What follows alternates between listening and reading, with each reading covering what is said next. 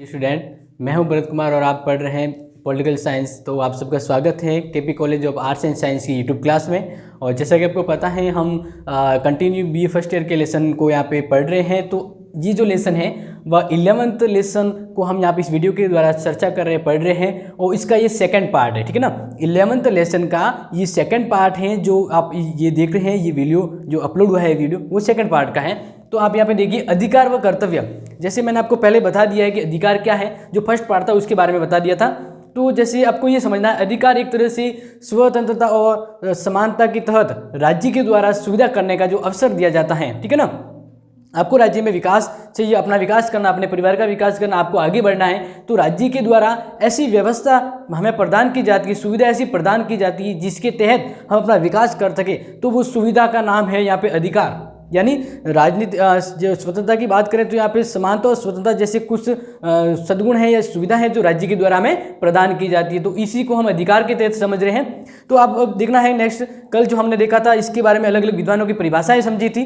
तो आज जो हमें पढ़ना है वो ये है अधिकारों का वर्गीकरण, ठीक है ना। तो मैं यहाँ पे आपको पहले ही यहाँ पे एक तरह से इंडेक्स के तौर पे, सारणी के तौर पे, एक आपको डायग्राम के तौर पे बना के यहाँ पे दिखा रहा हूँ, यानी आप पहले ही विजिबल कर रहे हैं। तो मैं ये चाहता हूँ कि इसको एक बार आप जिस तरह से एकदम अच्छे से क्लियर आपको दिखना स्टार्ट हो जाए तब आप इसको स्क्रीनशॉट ले लें, ठीक है ना।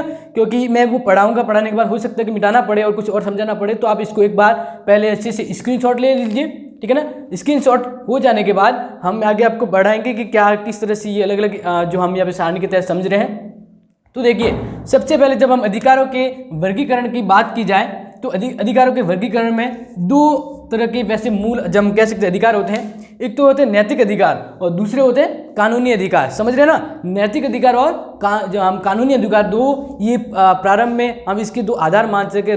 जो ये अधिकार हैं वो दो प्रकार के होते हैं। सबसे पहला तो है नैतिक और दूसरा है कानूनी। अब ये समझना है कि नैतिक अधिकार क्या है, क्योंकि हम अधिकारों का वर्गीकरण कर रहे हैं तो आपको ये अच्छे से समझना है। एक बार अगर आपके दिमाग में अच्छे से क्लियर बैठ गया ना तो ये आप भूल नहीं पाओगे। तो इसलिए समझना बहुत जरूरी है कि नैतिक अधिकार क्या है और कानूनी अधिकार क्या है। तो आप समझ लीजिए, नैतिक अधिकार वे अधिकार होते हैं, नैतिक अधिकार वे अधिकार होते हैं जिनका संबंध मानव के नैतिक आचरण से होता है। समझ रहे हैं ना, आपका जो आचरण है, नैतिक गुण, जिसे मुझे अपने परिवार के जो अच्छा कार्य है उसके लिए सपोर्ट करना है, परिवार में जो अच्छा काम हो उसके लिए मुझे आगे रहना है, मुझे हमेशा अच्छा आचरण करना है, बड़ों की आज्ञा मानना है, अपने देश के लिए अगर कोई काम हो तो हमें उसके लिए उपलब्ध रहना है। यानी जो नैतिक रूप में अच्छा आचरण होता है, उच्च आचरण, नैतिक, ठीक है ना, नैतिकता।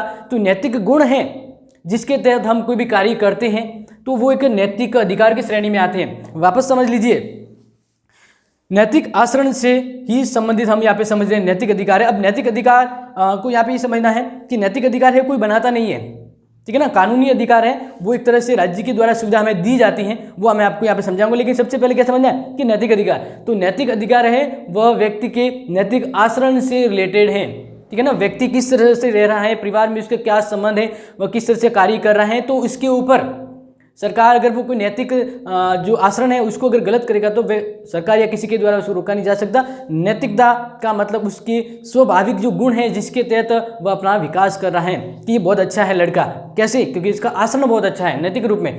तो नैतिक अधिकार नैतिक आचरण से होते हैं और इन अधिकारों को, नैतिक अधिकारों को राज्य के द्वारा नहीं बनाया जाता है और नहीं इसके ऊपर कोई कानूनी प्रावधान होता है कि आप नैतिक अधिकारों का पालन नहीं करेंगे तो आपको दंड दिया जाएगा। तो वो यहाँ पे नहीं है। इन्हें धर्मशास्त्र, जनमत या आत्मिक चेतना द्वारा स्वीकार किया जाता है। हम नैतिक अधिकार या आचरण क्यों स्वीकार करते हैं, क्योंकि हमें पता है कि अगर हम अच्छा करेंगे तो हमारा जो आगे का जो कह सकते हैं जिस तरह का जीवन है वो भी अच्छा रहेगा। यानी ये आप कह सकते हैं टिट फॉर टैट जैसी बात होती है कि अगर आप अच्छे हैं तो आपका जो पूरा आपके लिए समाज है वो अच्छा होगा, ठीक है ना। तो ये जो बात है यहाँ पे हम ये जो विचार कर रहे हैं वह कहीं ना कहीं नैतिक अधिकार से संबंधित है, क्योंकि नैतिक अधिकार है वो सही होते हैं, हम उनको अपनी इच्छा से मानते हैं, उनका पालन करते हैं। तो ये राज्य के द्वारा नहीं बने होते हैं और नहीं इनके ऊपर कोई कानूनी व्यवस्था होती है। आप समझ गए होंगे नैतिक अधिकार क्या है, 2 बार 3 बार दोहरा दिया है, समझ गए होंगे। नेक्स्ट देखिए, अधिकार का दूसरा वर्गीकरण कानूनी अधिकार। और कानूनी अधिकार को हम यहाँ पे जो भी इसका डिस्क्रिप्शन यहाँ पे सारणी में आप दिख रहे हैं, मैं अच्छे से एक एक को समझाऊंगा। आपको ध्यान रखना है कि कानूनी अधिकार क्या होते हैं, ठीक है ना। ये वे अधिकार है जिनकी व्यवस्था राज्य के द्वारा होती है। इनकी व्यवस्था किसके द्वारा होगी? राज्य के द्वारा, ठीक है ना। कानूनी अधिकार है, जैसे हम सबसे पहले ये बात की थी कि अधिकारों का वर्गीकरण के दो प्रकार के अधिकार के वर्गीकरण होते हैं यहाँ पे। पहला बात करें नैतिक अधिकार, अब ये सरकार के द्वारा नहीं होते, ये स्वविवेक से होते हैं और ये लोगों के अपनी इच्छा से पालन करने की जो प्रक्रिया है वही यहाँ पे नैतिक अधिकार की श्रेणी में आती है। लेकिन कानूनी अधिकार, ये दूसरा जो हम बात कर रहे हैं कानूनी अधिकार, तो कानूनी अधिकार है वो किसके द्वारा वहाँ उस राज्य में मतलब उस लोगों के लिए लाए जाते हैं, तो राज्य के द्वारा, ठीक है ना। कानूनी अधिकार है वह ऑटोमेटिकली नहीं होते हैं, वह राज्य के द्वारा उस राज्य में स्थापित किए जाते हैं। तो आगे देखिए, जिनका अगर उल्लंघन करते हैं तो कानून के रूप में हमें दंड प्राप्त होता है। समझना है कि नैतिक अधिकार, जैसे मैंने बताया था कि ये भी ऐसे अधिकार है जो राज्य के द्वारा नहीं होते और उनको अगर आप पालन करें नहीं भी करें तो आपको कोई आपत्ति, मतलब किसी को आपत्ति नहीं होगी।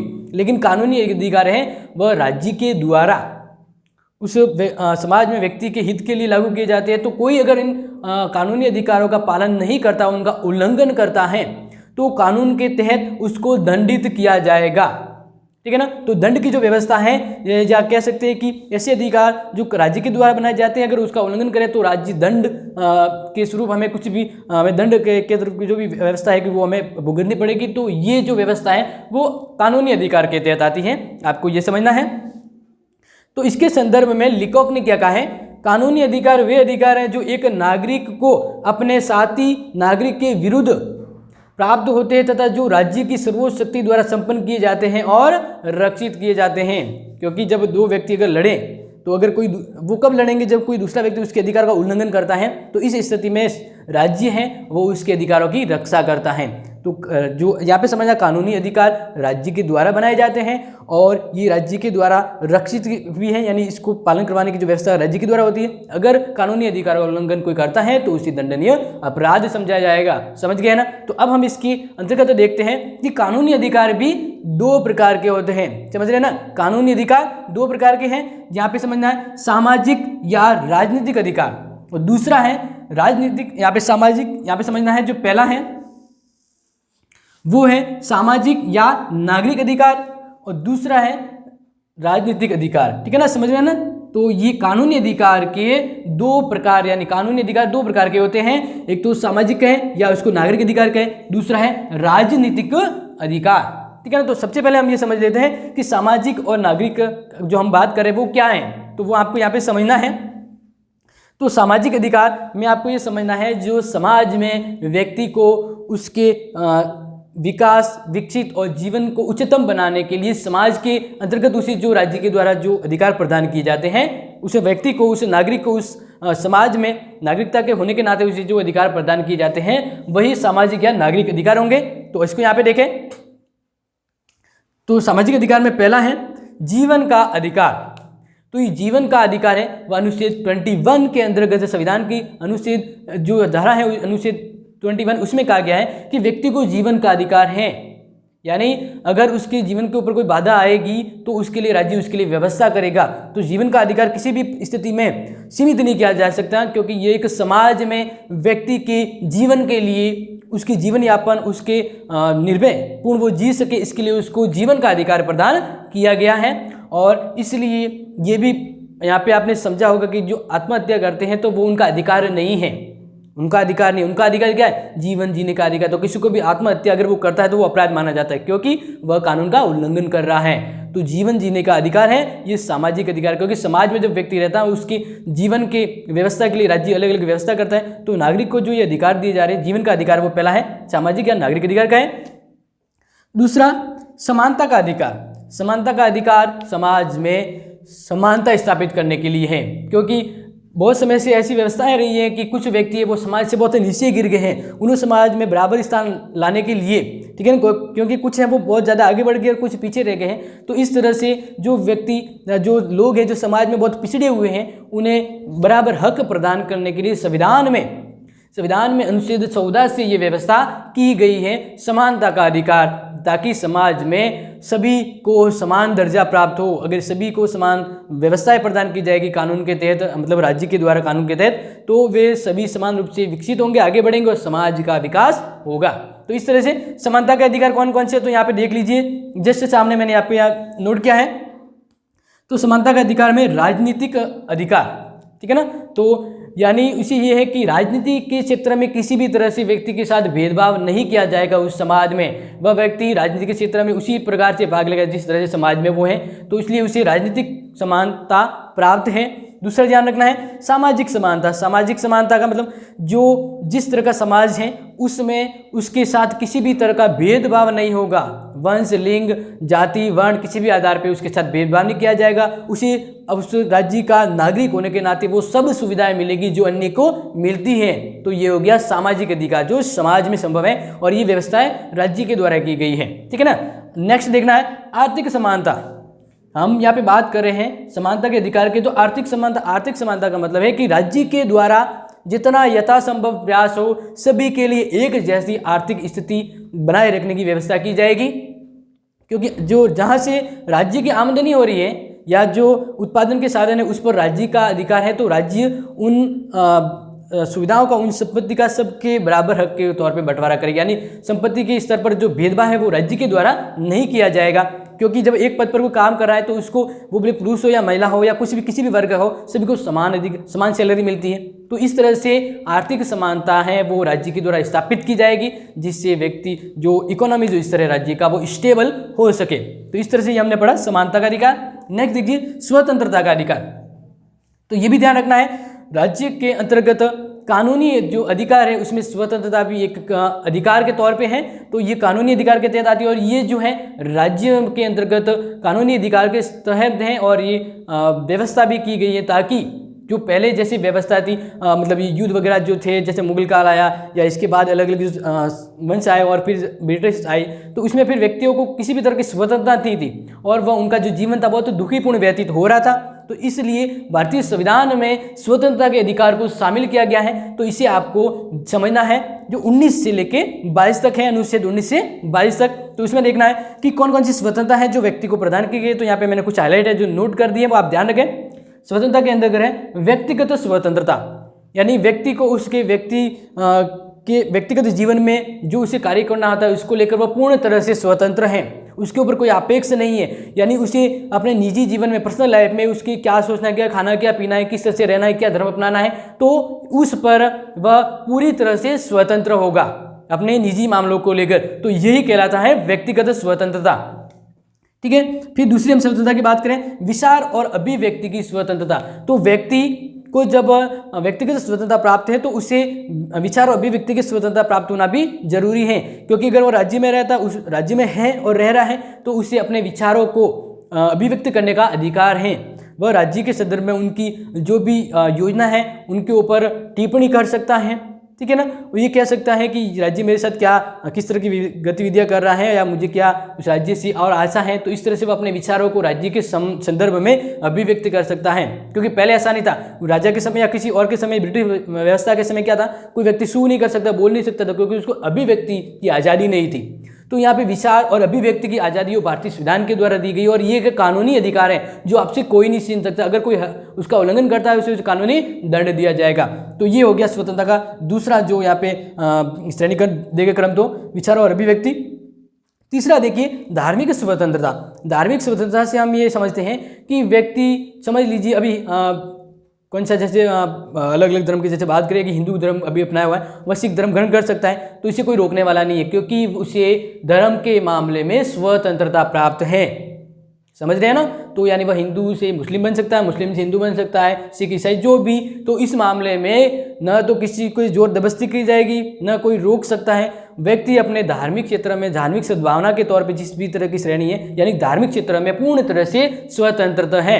तो ये धार्मिक स्वतंत्रता है, ये कानूनी अधिकार के अंतर्गत है जो समानता के तहत समझा जाना है। नेक्स्ट देखिए नैतिक स्वतंत्रता। नैतिक स्वतंत्रता यानी जो उनके नैतिक गुणों से संदर्भ में हम बात करें कि नैतिक स्वतंत्रता का मतलब है कि वह नैतिक जिस तरह के गुण आचरण कर रहा है नैतिकता के संदर्भ में, तो उसे कोई रोक टोक नहीं कर सकता। उसका जो नैतिक व्यवहार है वो उसकी मर्जी है।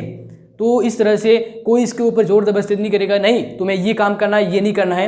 तो यहाँ पे नैतिकता के संदर्भ में वह स्वतंत्र है, यानी नैतिक स्वतंत्रता प्राप्त है। समझ रहे हैं ना। तो नेक्स्ट देखिए स्वतंत्रता के अधिकार को समझने के बाद हम सामाजिक नागरिक अधिकार की श्रेणी के अंतर्गत देख रहे हैं। तो फिर संपत्ति का अधिकार। तो जैसे आपको पता है वर्तमान में ये अधिकार है उसको अधिकार की श्रेणी में रख कर, क्योंकि इसको एक तरह से कानूनी प्रावधान बनाया है, ठीक है ना। ये एक तरह से पहले क्या अधिकार था, संपत्ति का अधिकार, जिसको 44वें संविधान संशोधन 1978 के तहत वो उस अधिकार की श्रेणी से हटाकर अनुच्छेद 300 के अंतर्गत उसे कानूनी रूप दिया गया है। यानी आपके पास जो संपत्ति है वो आपका कानूनी हक है, अगर कभी भी उस पर जांच की जाए तो आप उसका सहयोग करेंगे कि कहीं अनैतिक रूप में आपने इसको संग्रह तो नहीं किया है। तो इस तरह से इसको अभी मान्यता नहीं दी गई, इसको अधिकार को समाप्त कर दिया गया। ये सिर्फ आपका कानूनी सक्षम है, आपका सक्षम है जो आप संपत्ति को रख सकते हैं। तो इस तरह से हमने ये समझा कि कानूनी अधिकार के तहत दो तरह के अधिकार होते हैं, राजनीतिक और सामाजिक अधिकार। तो यहाँ पे जो सामाजिक या कहेंगे नागरिक अधिकार है, जिसको मैंने आपको यहाँ पे समझा दिया है, हर एक को आपको ध्यान से समझना, कुछ समझ नहीं आया है तो वीडियो को वापस रिकैप करके समझ सकते हैं, देख सकते हैं। और फिर भी ये समझ नहीं आया है तो आप मुझसे रूबरू मिलकर संपर्क कर सकते हैं, यानी मैं आपको उसका सॉल्यूशन बता दूंगा, या फिर आप कॉलेज में आकर मुझसे संपर्क करें, या फिर जो भी जिस भी तरह से हो, जैसे आप कमेंट बॉक्स में मेंशन करें जो आपको समझ नहीं आया तो मैं इसका आपको रिप्लाई दे दूंगा, अच्छे से आप समझ जाएंगे। तो अब नेक्स्ट हम देखते हैं कानूनी अधिकार के तहत दो अधिकार थे, सामाजिक और राजनीतिक। तो इसी तरह यहाँ पे दूसरा कानूनी अधिकार का जो प्रकार है वो है राजनीतिक अधिकार। राजनीतिक अधिकार किस तरह का है तो देख लीजिए, यहाँ पे मैंने इसको यहाँ पे अकॉर्डिंग पॉइंट्स में बता दिया है। तो पहला है मत देने का अधिकार, ये राजनीतिक अधिकार की श्रेणी में आता है और ये भी कानूनी अधिकार के तहत दूसरा पार्ट है, क्योंकि कानूनी अधिकार दो रूप के तहत बताया गया है। तो हम राजनीतिक अधिकार की जब बात करें तो यहाँ पे ध्यान रखना है, ये कानून के तहत हमें अधिकार है कि हम अगर 18 वर्ष के हो जाते हैं तो हमें मतदान का अधिकार होता है, ठीक है ना। तो इस तरह से किसी भी व्यक्ति के साथ कोई भेदभाव नहीं होगा और मत देने के अधिकार को राजनीतिक अधिकार कहा जाता है। जो अगर 18 वर्ष पूर्ण हुए तो वो मतदान कर सकता है। इसके बाद दूसरा है निर्वाचित होने का अधिकार। निर्वाचित, आप सरकारी पद पर, सरकारी जो जिस तरह की जो गतिविधियां हैं, जिस तरह के चुनाव वगैरह होते हैं, तो आप उसमें अगर आप योग्य हैं तो सरकार के जो प्रतिनिधि के तौर पे आप खड़े हो सकते हैं और आप जीतने के बाद निर्वाचित हो सकते हैं। तो इसके तहत आपके साथ कोई भेदभाव नहीं किया जाएगा, आपको पूर्ण अधिकार है। राजनीतिक अधिकार के तहत आपको निर्वाचित होने का अधिकार है। नेक्स्ट देखना है सार्वजनिक पद ग्रहण करने का अधिकार। सार्वजनिक यानी वह अधिकार जो वह पद जो पब्लिक वेलफेयर के संदर्भ में आता है, यानी कह सकते हैं अगर सरकारी नौकरी के तहत आप पद प्राप्त कर सकते हैं अगर आप योग्य हैं, ठीक है ना। तो आप सरकारी पद के तहत सरकारी जो सुविधा है, जिस तरह से सरकारी नौकरी करते हैं, तो उनमें जो पद है वो सार्वजनिक पद की श्रेणी में आते हैं। तो अगर आप योग्य हैं तो वह पद धारण कर सकते हैं। और इसके साथ ही कहा गया है कि जो सार्वजनिक पद ग्रहण करने की जो व्यवस्था है वह राजनीतिक अधिकार के अंतर्गत आती है और इसकी सेफ्टी का जो दायित्व है वो राज्य के द्वारा है, क्योंकि सार्वजनिक पद ग्रहण करने का अधिकार है वो एक तरह से राजनीतिक अधिकार यानी कानूनी अधिकार की श्रेणी में आता है। फिर देखिए आवेदन पत्र व संपत्ति देने का अधिकार, यानी अगर आप किसी भी राजनीतिक क्षेत्र में आप सरकार के विचारों से असहमत या कुछ भी हैं तो आप आवेदन पत्र दे सकते हैं, या आप कहते हैं ना कि ज्ञापन दिया जा रहा है सरकार को, तो इसको लेकर आपको ये जो अधिकार है आपको ज्ञापन देने का सरकार के कार्यों के ऊपर, तो ये राजनीतिक अधिकार की श्रेणी में आता है। इसे आप कोई सीमित नहीं कर सकता है, ये आपके राजनीतिक अधिकार की श्रेणी में आते हैं जिसको कानूनी प्रावधान के तहत प्रावधान दी गई है। तो आवेदन पत्र व संपत्ति देने का, और संपत्ति देने का आप अपनी इच्छा से किसी को जब संपत्ति देते हैं तो वह कानूनी अधिकार की श्रेणी में समझा जाता है। तो इस तरह से जो हमारा ये जो टॉपिक था उसमें मैंने आपको ये बताने का प्रयास किया है और पूर्ण तरह समझाने का प्रयास किया है कि जो अधिकार है वह दो श्रेणी में होते हैं। अधिकार दो प्रकार के होते हैं, नैतिक को यहाँ पे श्रेणी में नहीं है, सिर्फ आपको बता दिया जो नैतिक आचरण से संबंधित है, जो कानूनी प्रावधान नहीं वो नैतिक अधिकार है। फिर कानूनी अधिकार जिसमें सामाजिक और राजनीतिक अधिकार आते हैं। तो सामाजिक अधिकार में जो समाज में रहते हुए व्यक्ति के लिए बहुत ही जरूरी है वे अधिकार सामाजिक अधिकार की श्रेणी में है। और राजनीतिक अधिकार यानी जो राजनीतिक क्षेत्र के अंतर्गत जो व्यक्ति उसके लिए जरूरी है वह अधिकार राज्य के द्वारा उस व्यक्ति को दिए गए हैं, तो वो अधिकार है राजनीतिक अधिकार। तो इस तरह से अपना जो लेसन है वह यहाँ पे समाप्त करते हैं, मतलब ये लेसन का सेकेंड पार्ट है वो यहाँ पे समाप्त हो रहा है। जो लेसन का इसी लेसन यानी अधिकार और कर्तव्य का तो थर्ड पार्ट है वो नेक्स्ट इसके बाद है, वो आप देख सकेंगे। तो यहाँ तक ये सेकंड वीडियो यहीं पे समाप्त होता है, सेकंड पार्ट। और इससे संबंध में अगर आपको डाउट है तो मैंने आपको बता दिया, आप संपर्क कर सकते हैं या कमेंट बॉक्स में आप टाइप कर सकते हैं जो आपको इशू है। और इसके साथ ही इसके संदर्भ में आप नोट्स बने हुए जो आप कॉलेज से ले सकते हैं उसको नोट कर सकते हैं अपनी कॉपी में, तो ये ध्यान रखना है। और एक बार वापस कहना चाहूँगा, इसको आप स्क्रीनशॉट कर लें, अगर अच्छे से क्लियर हो रहा है तो आप इसको स्क्रीनशॉट कर लें, क्योंकि यह समझने में सही रहेगा। आप जिस तरह से बुक्स में पढ़ोगे उससे ज़्यादा ये बेटर रहता है, तो इसलिए मैंने ये आपको इंडेक्स के रूप में यहाँ पे समझाए हैं। तो इस तरह से आपको ध्यान रखना है। और अगर आपके वो 12th की स्टूडेंट है जिसको आपको हेल्प चाहिए पॉलिटिकल को लेकर, तो इसके लिए मेरा एक चैनल है me and my YouTube class, वो इससे आप सब्सक्राइब करके पढ़ सकते हैं। तो अब यहाँ पे ध्यान रखना है, ये जो लेसन है यहीं तक समाप्त होता है। इससे संबंध में अगर आपको कोई डाउट है तो वो पूछ सकते हैं, ठीक है ना। तो नेक्स्ट जो अपना वीडियो होगा वो आगे कंटिन्यू करेंगे, जो इसका 11th लेसन का थर्ड पार्ट होगा, ठीक है ना। तो इससे संबंध में आपको जो भी कोई भी डाउट है तो आप पूछ सकते हैं आराम से। Thank you and have a nice day.